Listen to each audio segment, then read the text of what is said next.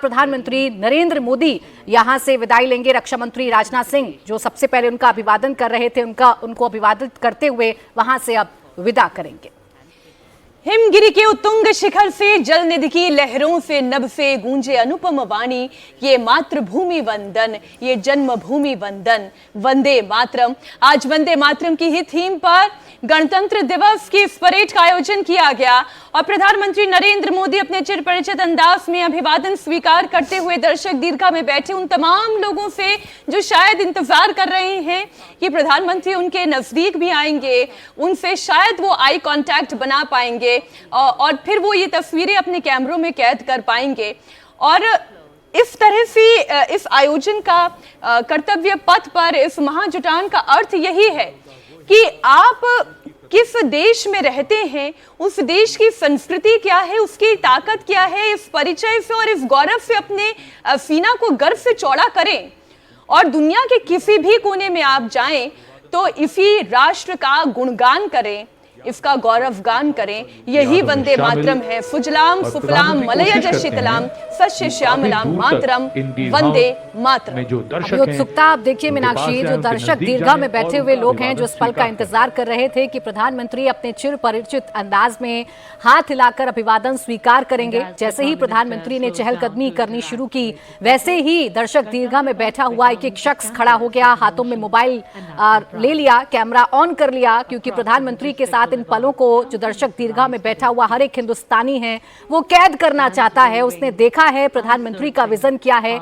उसने देखा है नए भारत का विजन क्या है। और जब प्रधानमंत्री नरेंद्र मोदी हाथ हिलाकर अभिवादन करते हैं, आज के देश को संबोधित करते हैं, तो ये उत्सुकता और ज्यादा बढ़ जाती है। तो अब प्रधानमंत्री नरेंद्र मोदी चहलकदमी करते हुए अपने काफिले की तरफ बढ़ते हुए नजर आ रहे हैं। समापन हो चुका है 77वें गणतंत्र दिवस के इस कार्यक्रम का, जिसमें आपने भव्य, दिव्य और ताकतवर भारत की तस्वीर को देखा है, महसूस किया है। मनीषा जी, बिल्कुल, सारे विश्व ने ये भी बात देखी है कि कैसे अगर देश का नेतृत्व प्रखर हो और सारे 135 करोड़ जनता का वो विश्वास का शिखर हो, तो कैसे हर संकल्प सिद्धि तक पहुंच जाते हैं और कैसे जो एक आह्वान है वो अभियान बन जाता है, जन भागीदारी, जन आंदोलन बन जाता है और कैसे ये आत्मनिर्भर भारत अपना उद्घोष विश्व में करता है कि जी हम आत्मनिर्भर हैं। यहाँ मैं बापू को भी याद करना चाहूँगी। बापू ने जैसे स्वदेशी आंदोलन किया था तो वो थी एक आत्मसम्मान की आवाज़, और ये जो आत्मनिर्भर भारत है ये है आत्मशक्ति की आवाज़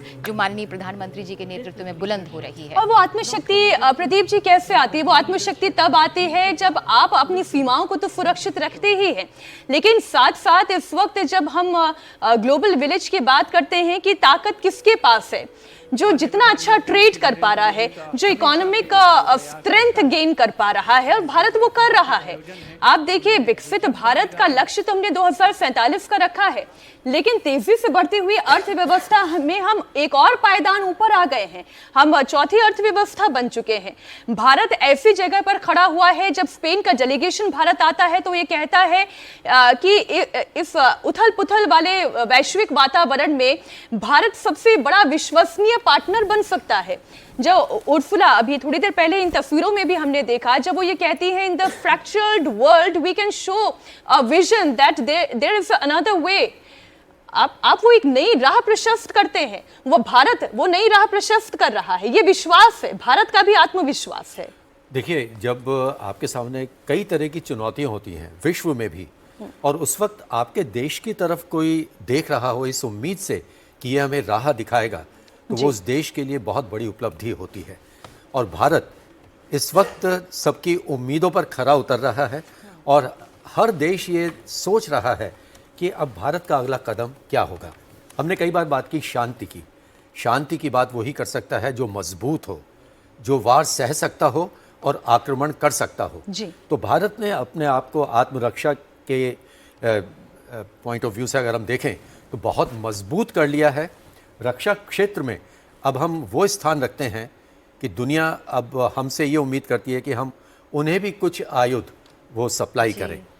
अब हम सशक्त हैं, तो इसीलिए हम शांति की बात कर पा रहे हैं। लेकिन हम ये भी कहेंगे कि प्यार कपोतों से हमको, पर बाजों से परहेज नहीं। भारत की तरुणाई को होने देंगे निस्तेज नहीं। हम इसकी रज में खेले हैं, हम इसीलिए अभिमानी हैं, हम धन्य हुए, हम गर्वित हैं क्योंकि हम हिंदुस्तानी हैं, हम स्वाभिमानी हैं। और स्वाभिमानी हम कैसे हैं? भारत पर कितने भी दबाव बनाने की कोशिश क्यों ना की जाए, भारत को कितना भी दबाने की कोशिश क्यों ना जाए, तरह तरह के नैरेटिव चलाने की कोशिश क्यों ना की जाए, दुश्मन देश न जाने कितनी हिमाकत करने की कोशिश करता है, हमारी सीमा पर घुसने की कोशिश करता है, लेकिन भारत हर एक कदम का जवाब उतनी ही एग्रेशन के साथ देता है, उतनी ही ताकत के साथ देता है जिसकी गूंज पूरी दुनिया में सुनाई देती है। भारत की इंपॉर्टेंस क्या है, इसी बात से अंदाजा लगाया जा सकता है कि कहीं भी दुनिया में अस्थिरता आती है तो भारत का जिक्र होता है उपाय के तौर पर। भारत का जिक्र होता है कि भारत है जो एक रास्ता प्रशस्त कर सकता है इस मुश्किल वक्त से निकलने के लिए। और यही नए भारत की तस्वीर है जो प्रधानमंत्री दिखाने की बात करते हैं, यही नए आत्मनिर्भर भारत की तस्वीर है जो प्रधानमंत्री नरेंद्र मोदी अपने बातों के जरिए पूरी दुनिया में बताने की कोशिश करते हैं, भारत के कदमों के जरिए बताने की कोशिश करते हैं। हम उभरती हुई अर्थव्यवस्था हैं तो सैन्य ताकत के मामले में भी दुनिया में हम वो ओहदा रखते हैं कि बड़े से बड़े मुल्क हमसे टकराने में घबराते हैं, उनके पसीने छूट जाते हैं। हम जब संस्कृति की बात आती है तो हमारी वो विशाल संस्कृति है, हम इतने पहलू इस संस्कृति में समेटे हुए हैं कि पूरी दुनिया हमें देखकर हतप्रभ रह जाती है। आज भी कर्तव्य पथ पर ऐसी ही तस्वीरें हमने देखी जब दो विशिष्ट मेहमान हमारे गणतंत्र दिवस का हिस्सा बने। एक एक तस्वीर देखकर वो गौरवान्वित, वो हतप्रभ नजर आ रहे थे। प्रधानमंत्री एक एक चीज उनको बड़ी विस्तार से समझा रहे थे, पूरी डिटेल में समझा रहे थे कि ये भारत की संस्कृति है, ये भारत की ताकत है जिसकी गूंज पूरी दुनिया में सुनाई पड़ती है।